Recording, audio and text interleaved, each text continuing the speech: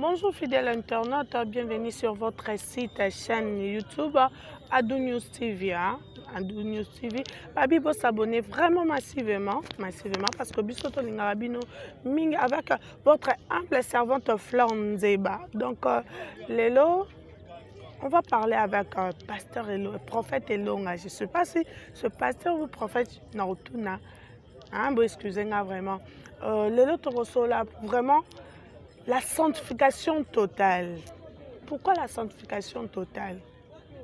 À quoi expliquer biso? Tu connais kako sola na e. Tozane na plateau a. Bonjour Papa Elonga. Bonjour maman Flore, je vais biso.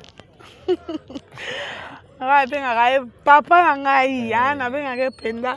Papa ngai, papa bonye etonga. Non, etonga na Nzambe ça va. Je bénis l'Éternel parce que tu as quand même adresse. Oui. Après 19 mois à Zamba, on a posé une mandat à Rubima à Libanda.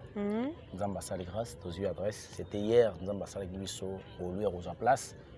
Donc, bande Rubana pour ça, on a évangéliste Longa. Tu peux baser pour ça, pour ça, mais la biso ici comme encore. Tu as un problème de senga. Tu as une assistance dans la prière. Zamba Lola qui s'alloue beaucoup, on a pas Kangwama. Et Tonga Ezali, et Longa ministre Ezali, Ezana Yolo. Yolo Sid sur avenue Miningulu numéro 22 bis. En tout cas, vraiment félicitations, évangéliste Elonga, parce que Camille était au landa frère Mokabi, ma pasteur rebelle baleka na église bazana baleka na ba TV, bazana on a ba église té. Quand même ça lit bien. Parmi batouana olongwe déjà. Non, donc tout le monde a Nzamba zo sala. Nzamba zo lokumu parce que gloire ezozonga pa na ye. Église comme la famille de Dieu est là qui déjà. Église battement de société. Tu n'es que c'est la mandat. Quand on mandaté biso lobi bokende sikoyo, ndeto bimi. On a 19 mois au tosali, ayeba ki pourquoi tu es sur Zamba et tous en lolenge tu expérimenter Nzambe et tous en gete kokumisa ye. Amen. Donc la bimisi biso, ça peut ngamba e biso e kosalema. Ya solo. Kala mingi te, il y aura des explosifs et au salema na kata musana et pour na ko exploser plus na kaya munguna. Et tout s'attendre quand on parce que même bitumba pe c'est télé. Et télé. Pour Elonga alongo ya média boye. Na média na ozala kaka. Alongo sko ya Zamba. Aye place bandeko bataki ya bango pe moi mesa, ye pa yo cha mesa na ya lobi en tout cas. Tout ça là biso tout ça musala Nzambe. To bikisa libota na Nzambe. Amen. Pongo bien.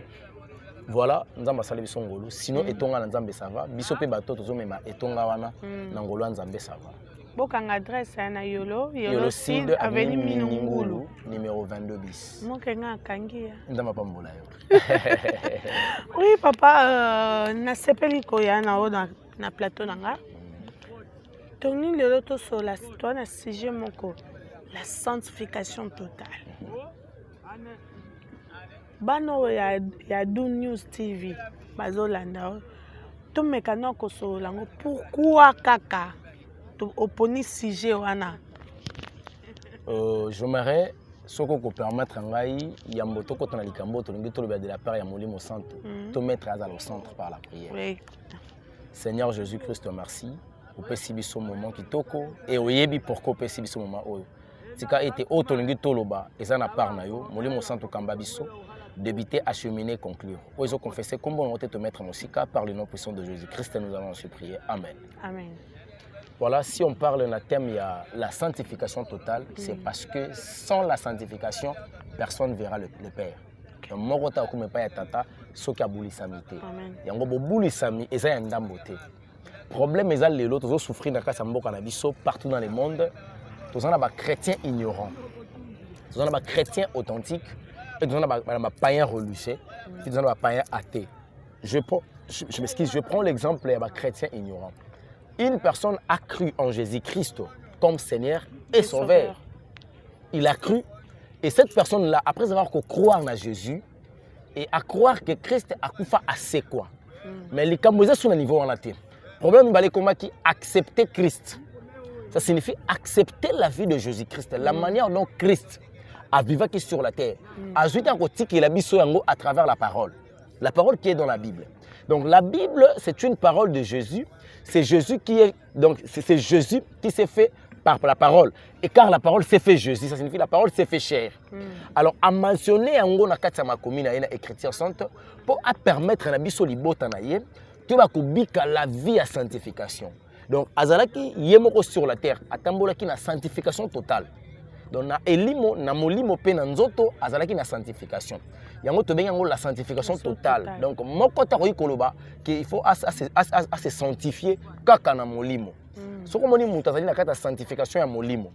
Mais en nzoto aboyi ko se sanctifier, c'est une personne au azali ko yebate kaza na kata ignorance. Donc, azali chrétien ignorant. C'est l'ignorance. Or, l'ignorance tue. Voilà pourquoi Christ nous a envoyé, il nous a mandaté, il nous a dit, allez, faites-les mes disciples. Mon côté, comme disciple à Jésus, comme la disciple là, c'est qu'il y a la sanctification totale. Voilà pourquoi tu es la sanctification totale. Donc, na molimo, moto faut se sanctifier, na elimo, moto faut se sanctifier, et puis na corps, moto a se sanctifier. Merci beaucoup, évangéliste Elonga. Ce que le moto a sanctifié. Na molimo akoyeba parce que bandeko na bato bateyaka biso balinganga nzambe omoi mpe bamiso mpe baza na bango sanctifie te makoyebisa mpe yo kende yaka na priele ozala sanctifie parceque moto wana oyo aza sanctifie te aoyeba ngo ndeni fo asala nini. Non, déjà une personne ne peut jamais sanctifier l'autre parce que na kati ya bato nature tobotama nango eza nature adamique, nature pécheresse. Tant au botem dans la papa na maman, au botem mbala mona les soumou ya fleur na biso. Le plus grand problème est fandi wapi. Yango moni arrivé à Jésus-Christ sur la terre. Aboyi ko na nzela ya kosangana ya papa na maman. Ayaki na semence bonzambe akoti kati ya Marie lokwa liloba pour ala tanzoto la parole s'est fait chair. Pour ange tanga lobi lilobe la tinzoto et sali et Christ abotami. Abotama kinzambe atambo na mokili nzambe akufa kinzambe aseku nzambe pia mati lokwa nzambe pambata zali nzambe. Alors moto ko déjà ko sanctifier no motote. Azate. À travers le sang de Jésus, a changé biso ADN spirituel. Naza clair, ADN spirituel. ADN spirituel abiso est longwa. To comment réclamer par le sang de Jésus et non le sang ya parent abiso. Sang ya coutume et koya mais sang ya Jésus Christ c'est comment qu'on réclamer biso à travers vie nabiso parce que notre vie est qui sacrifiée par arrière grand-parent nabiso. Alors pour que moto a sa sanctification, la première des choses, moto il faut accepter Christ, la vie de Jésus-Christ. Moto il faut accepter qu'on croire en Jésus-Christ et qu'il est le chemin, la vie et la vérité. C'est lui qui est le sauveur unique. Il y a vie à moto. Ayaki en chair et annonce après sa vie naie le la prix suprême afin que l'homme soit sauvé. Merci papa. Nakati ote omona moto aza ayebi nzambe. Abike nzambe oyo aza mosuni na ngai ye mtasanga mokomona mutu ana devi azokende su kaka pa ya mutu aboyi nzambe te azaka na nzambe ma adevi akepa mutu wana po apesa ye makambo po mutu wana protéger na bato basara penza bamamba bongo. On Fleur Nzeba, na sali émission aussi parce que nous sommes senginga. Pourquoi? Parce que ils ont prévu toute ça l'émission té. On a tambolé pe na Bible té. Na ninga pena ko utiliser Bible téléphone té mais loko eza urgence. On linga ka bande ko to vérifier na bango ensemble. Nga na utiliser téléphone libo tanzambe bo limbisa nga na linga ka penza yango té mais na ko kanga lilo banzambe té to bimisa yango. Tozo ka deux passages d'abord par rapport yeloko oyo. Bible zolo banabiso na Romains chapitre 8 premier verset. Par comme nzambe lobi que maintenant, il n'y a aucune condamnation pour ceux qui sont en Jésus-Christ. Ceux qui ont Yesu, sont condamnés. Ça signifie le lien, la malédiction, tout ce que l'homme pourrait posséder sur le plan satanique, Christ a l'avant. Même ses péchés commis déjà pardonnés. Alors, le plus grand problème, c'est que les enfants de la vie sur place au lobby, Moutabi a abandonné Nzambé, Maké Koluka Moutou pour Moutapi ses protections. On a abandonné Nzambé. Parce que le bon berger, les boucliers, c'est Jésus-Christ qui nous protège. Ce n'est pas les hommes. Aucune personne ne peut protéger une personne sur la terre. Ma commune Nzambe Zoloba, ceux qui n'ont pas battu, ils ont travaillé en vain. Alors, on a lingi tozwa catégorie abato oyo dans 1 Jean chapitre 3 verset 6. On a na kombo na Jésus Christ. Quiconque demeure en lui ne pêche point. Quiconque pêche ne l'a pas vu et ne l'a pas connu. Donc, motonyo so oyo, Christ a zakatinaye, yaya asumugarde. Soko sumuki ngiko la yo na nature pécheresse. Soko zo sumuka, les soumé comme il vient donc accepter aller chercher des parce que toi qui n'a pas protection ce sont des magiciens, ba satanistes, ba sorciers, ba manga, même voir ba homme de Dieu. T'es ba homme de Dieu, t'es s'il vous plaît maman Flore. Ba mi benga ka ba homme de Dieu. Bon yo bengi bon point ni. Kombo baba benga. Bible zo lo bana biso. Bato ba se noma 1 Corinthiens chapitre 5 11e verset. Bato ba se noma ba frère, to li atana bango te. Bon, ce qu'on c'est nommé pasteur. Pourquoi il faut accepter tout bengue pasteur? Personnellement, dans les cas, c'est un pasteur. Makambo lobby vraiment est très capital. Les gens bande comment ba benga ba isina mama Flore. To linga émission non parce que yambela biso ba sana nzambe. Ma les gens ba sana nzambe msusu tozo ba bango pourquoi? Il y a zane ka pasteur en ligne.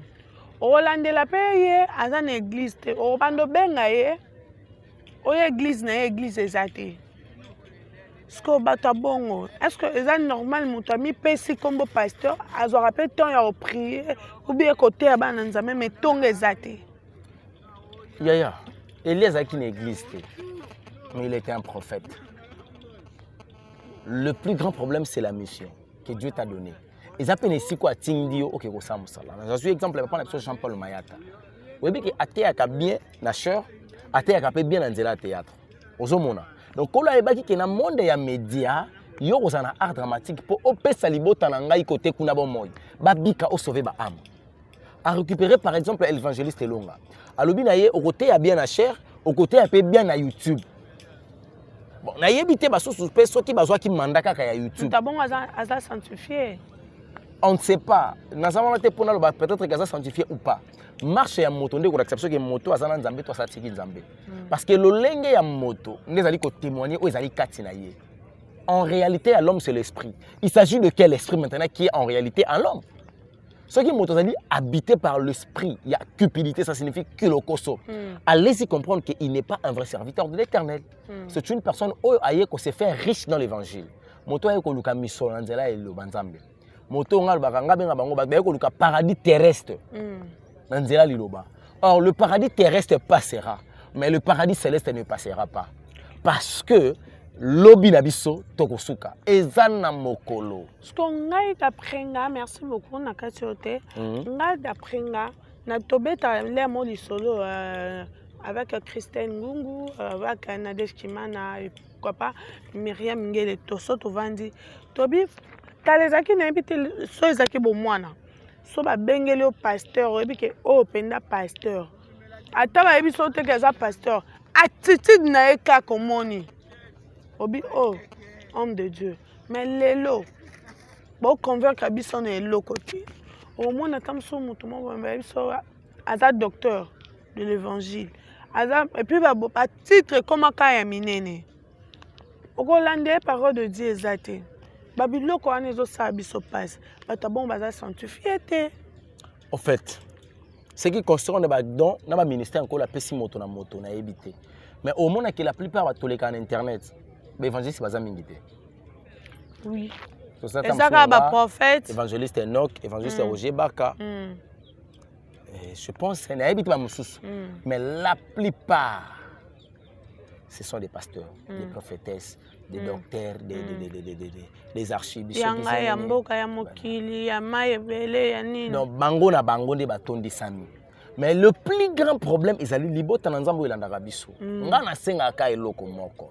Ndeko ko croire jamais na elonga si facilement ce qu'on consulter molimo santo te. Commencez d'abord à poser la question chez le cher Saint-Esprit, tout naye molimo santo. C'est toi qui es l'esprit de la révélation et l'esprit de la vérité. Dis-le-moi un peu sur ces garçons. Sur cet homme, il se nomme homme de Dieu, évangéliste Elonga. Lobelanga soka aza vrai to aza faux. Molimo santo akolinga te mwana kende kokota na maboka moto oyo ako détruire ye. Molimo santo ako révéler bango bakite Elonga aza dans le faux. Ana posa tena ya ko convaincre ye. Déjà je témoignage à Molimo santo aza déjà sauvé.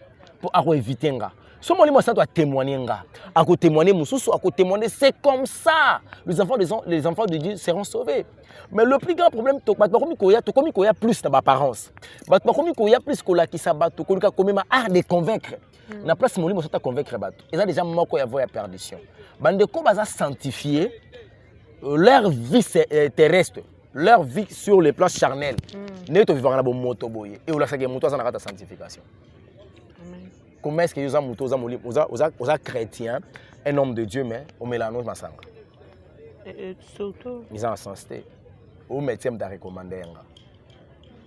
Bon, ce que médecin par excellence a péquissio. Entre médecin par excellence, na médecin a yo oyo zwana mokili. Nani a yebi nzoto noko leka muninga. Au monde a soi-disant homme de Dieu, a soi-disant servant de l'Éternel. Até à kamutu polele. A prié à kamutu polele. Non. Ce sont des choses où ma commune Nzambe autres qui sayango. Et ça honte pour na mosala Nzambe. Il y a moi si à sakola topé assembler mutu na ezala polele. Ah bon? Oui. 1 Corinthiens chapitre 11 verset 5, c'est ce que dit la parole de l'Éternel.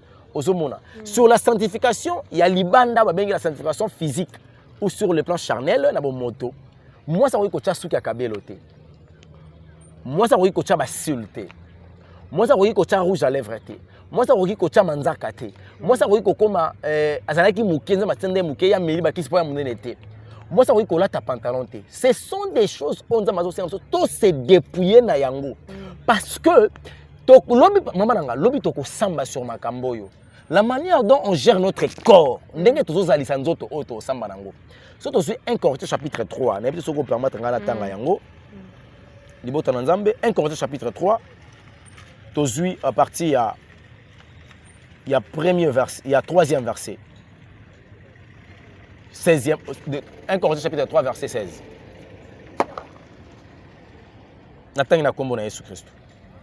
Amen. Ne savez-vous pas que vous êtes le temple de Dieu et que l'Esprit de Dieu habite en vous? C'est une question. Bon, il habite que bino, vous allez tempelo. Or, tempelo, ce n'est pas l'esprit, hein. C'est le corps par lequel vous possédez. Ils allaient tempelo et Nzambe. Alors, Molimo Santa ko habiter quatre na yo. À partir de yo, on va dire que ça comme Kamboé, les choses d'en haut. Au comme qu'on vivre et non sur comme les personnes terrestres. Aux sur la terre, mais comme tu n'es pas de ce monde, on peut vivre maramoulo kol batamokile oté.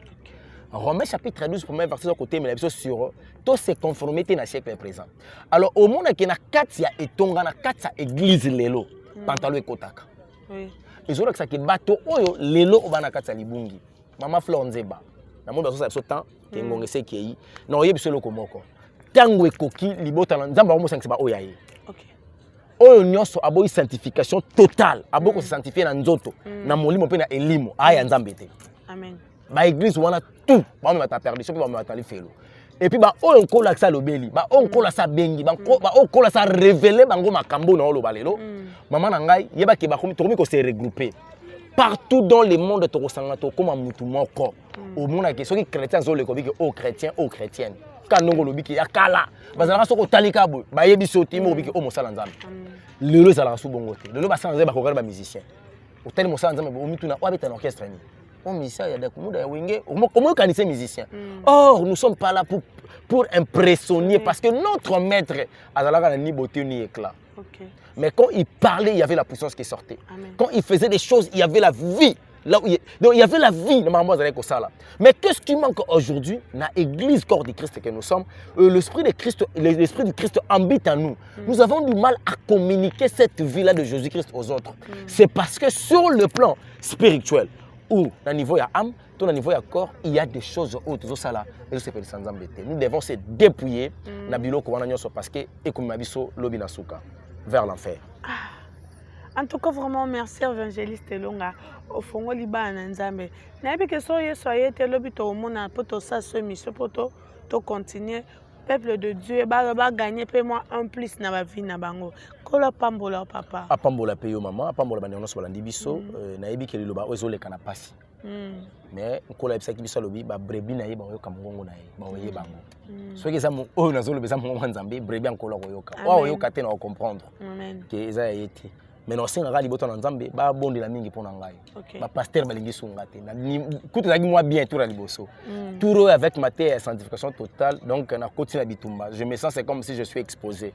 Non, qu'on leur protège. Mais je continuerai toujours jusqu'au bout. Ndenge na bandaka koloba, ndenge na lobaka. Amen. Le chemin facile pour aller au ciel avant l'enlèvement, c'est la mort. Ceux qui ont bomanga pour lola, j'en préfère. Amen. Pour la vérité, nous continuons toujours à Roloba. Nous avons raison que c'est mingi, à pas biso. Amen. Merci beaucoup. J'espère que Bozaki ebele Bozaki liboso ya bachombo liboso ba télévision na bino. Vous s'abonner vraiment massivement. Moutounio Saza a posé à Papa Elonga, évangéliste Elonga. Numéro nae, Zawana Bomonango, Bobenga Bo hésité. Ce qui est soyez te. Lobito sa émission. Pour la mon abino.